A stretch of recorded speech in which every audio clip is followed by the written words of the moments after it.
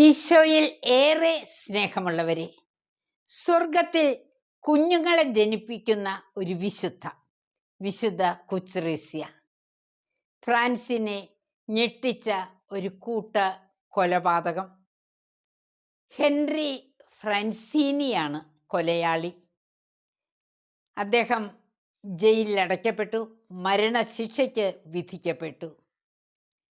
പത്രങ്ങൾ സാഘോഷം വാർത്ത ലോകത്തിൻ്റെ മുന്നിൽ എത്തിച്ചു. പലരും അതിൽ ആനന്ദിച്ചു. എന്നാൽ കണ്ണീരൊഴുക്കിയ ഒരു കുഞ്ഞുമകളുണ്ട്, കുച്ചറേസ്യ.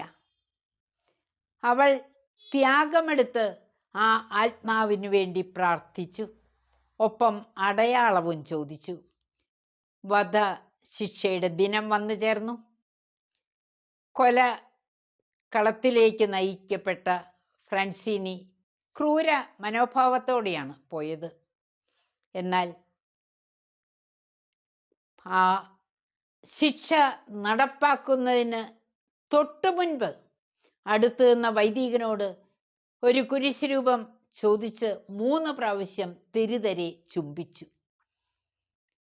ഇത് അടുത്ത ദിവസം പത്രത്തിൽ വന്നു. ഏറ്റവും കൂടുതൽ ആനന്ദിച്ചത് കുച്ചറേസ്യയാണ്. അവൾ ഡയറിയിൽ എഴുതി, സ്വർഗത്തിൽ എൻ്റെ ആദ്യത്തെ കുഞ്ഞ്. യെശയ്യാ പ്രവചനം 51:6.